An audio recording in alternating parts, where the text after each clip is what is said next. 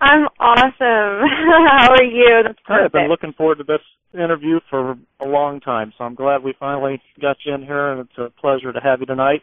So first question for you, Christina, what promotion have you not wrestled in? Promotion have I not wrestled in? I've not worked for Lucha Extreme in California. I've not worked for WWE. That's about it, isn't it? that's a straight. No, I don't know. There's many promotions I haven't worked for. It's kind of hard to get every single one of them. There's so many all around the world. But you have worked just for a lot, a few, I guess. Those are the two that popped up in my head. I'm sorry? I said you have worked for quite a few in just your, 7 years, 8 years you've been doing this now? Yes, 8 years. 8 years. What got you to want to be a professional wrestler of all things?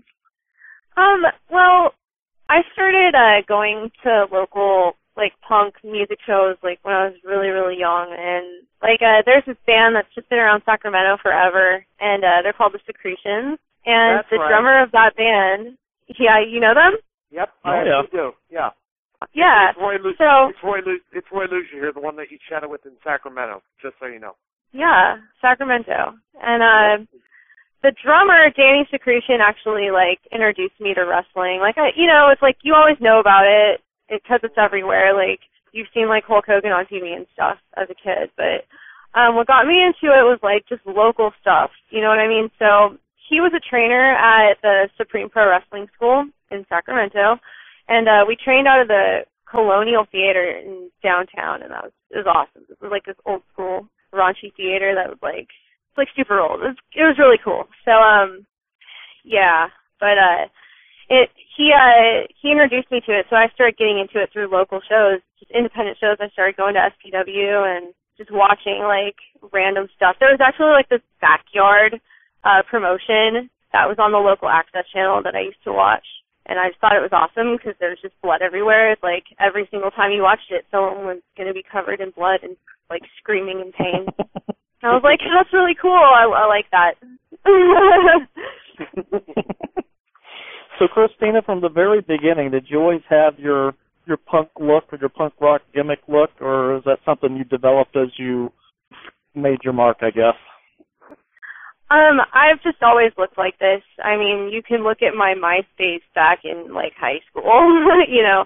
This has just been me. And, I've always had, some kind of color in my hair, whether it be black or pink, or green. And it's just, I had really long hair when I was in school. I cut my hair when I was, 18, I think. That's when my mom couldn't kill me for it. So... But this has just always been me. What question do you have for Christina, Zane? I'm sorry, what was that? So what question do you have for Christina? Oh, well, a lot of your ring gear and you're built from Spook City, USA, so obviously you are a big Misfits fan. What's your favorite Misfits song and why is it? Someone sent me that question on Facebook today. Was that you? That was me. I was going to play it for you. Sorry? I don't even know what you said. Say it again. I was gonna play it for you. Oh, okay. Okay, sorry. Well, anyways, I have so many favorite Misfits songs, but I guess that my first favorite Misfits song has to be American Nightmare. Oh, that is my favorite also. Seriously. Yeah? That was my very first entrance song as well. That song, he sounds, Danzig sounds like the love child between Elvis Presley and Jim Morrison. So that's why one of my favorite. Well, yeah, it's so funny that you mentioned that because I have Elvis tattooed on my arm, crucified on a cross, and I love the Doors. So, Christina, have you met Glenn Danzig before? No, I've met Michael Graves a couple times, and he's really cool. And actually, we were up there. I forget where exactly, we were, but somewhere in Jersey. I don't really know the cities very well around here. But he did a show with, his live band. He does acoustic shows as well, but he did a show with them, and that was really awesome. And he's always cool. He takes time to, sign autographs for the fans and stuff, and that's awesome, one of our favorite wrestlers that we like to chat with, and he's on our Pro Wrestling Obsession page and also has joined us on this show before, Joey Image, and wonder where he got that name from. He's also from the Jersey area, so I wondered if you've ever met him before or not. What's his name? Joey Image. Joey Image. Oh, Joey Image? Yeah. I don't think we've ever met, actually. Yeah, he took his name from the original Misfits drummer. Fantastic. You know, like, my name stems from Eerie Von, right? Right. Yeah. Yes, I got that reference. Okay, got it? All right. Roy, what question do you have for Christina? Do you get it? No. Get it? Christina, first of all, I live in Folsom, California, and the Secretions were just here at the Powerhouse Pub a week and a half ago, so I very much know who they are. They're an awesome band. I had no idea that they, as much as I knew, they had so much. Like, I owe them, like, so much. Like, seriously, like, I love those guys. Like, Danny, Mickey, and Paul, like, those dudes are just, I mean, that's what I grew up, like, checking out, you know, like, punk shows. Like, they would be the reason we'd go to the shows because they're just so much fun, and Danny just got me into wrestling. Like, he just did. Otherwise, I don't know, like, how I could have possibly gone into it, you know? You find stuff, like, in the most random places. Punk show, wrestling, go hand in hand, turns out. What do you know? Yeah, I never would have put two and two together then. That's awesome to hear, I guess. Yeah, they play the Powerhouse here in Folsom about, you know, once every couple months. So next time I'm there, I'll definitely hit them up and mention that I did this show with you.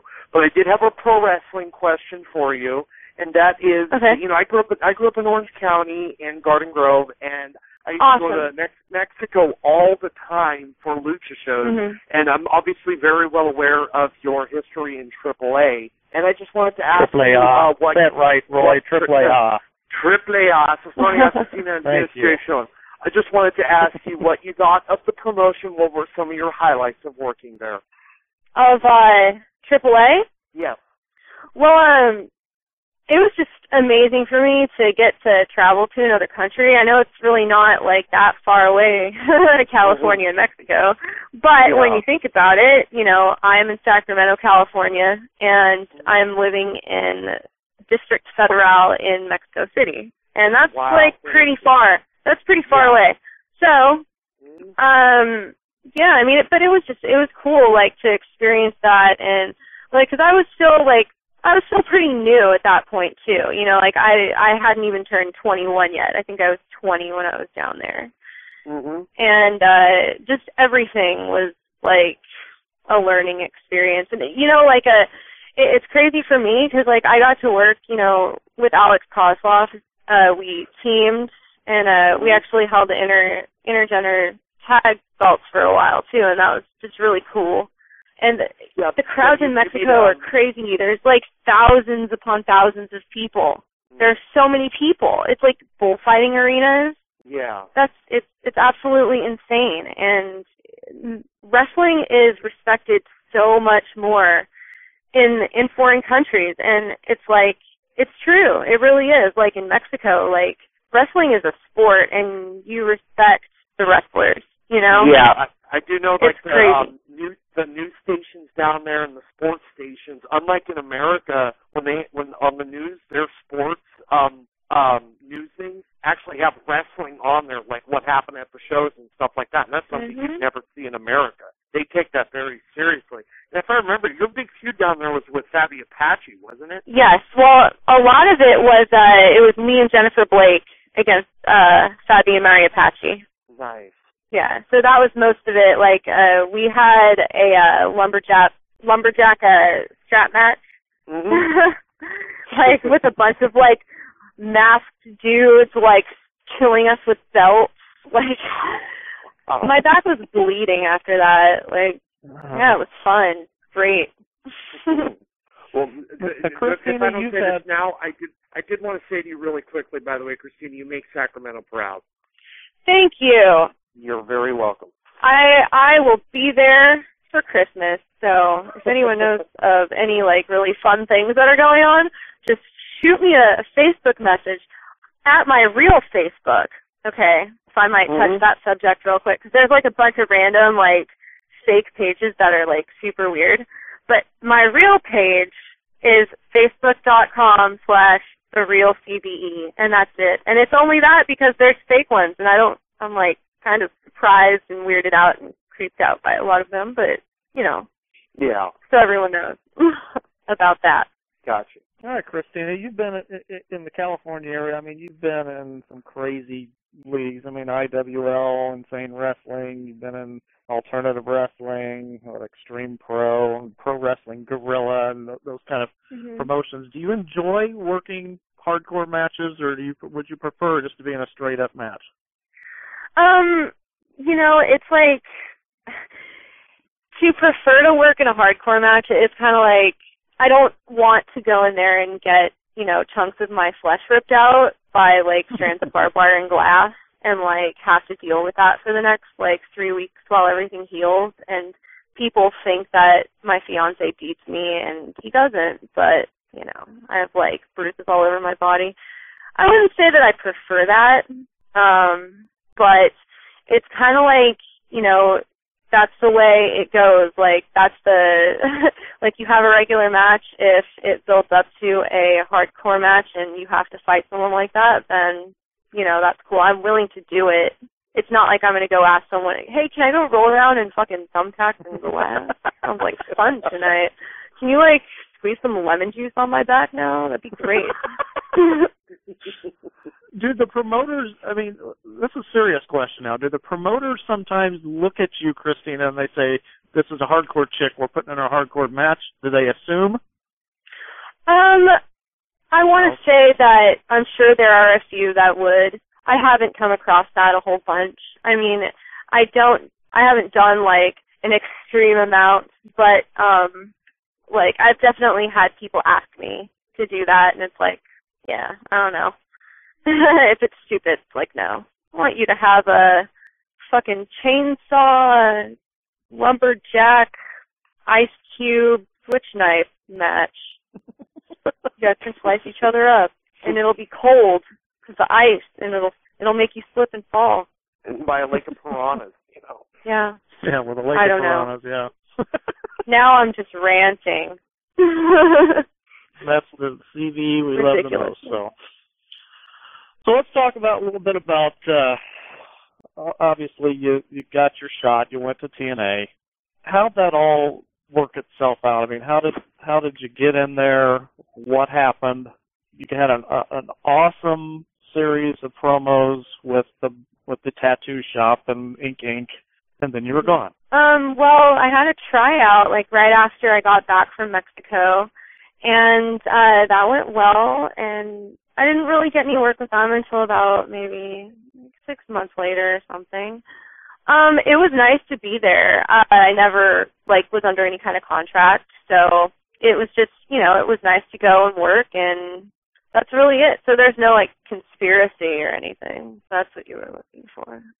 I never looked for conspiracies. I didn't know if just with the, obviously Jesse leaving, Ink's done, did they not have anything left for you? Is that kind of how it worked, or? Well, I couldn't tell you. Like, I'm really not sure. You know, like, I didn't really get very much of an explanation, so.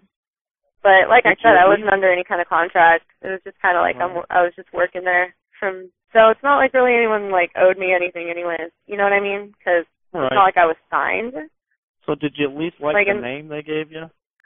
Well, actually, like, my name was supposed to be Toxine, and the reason why I wanted it to be Toxine was because I love the Dwarves.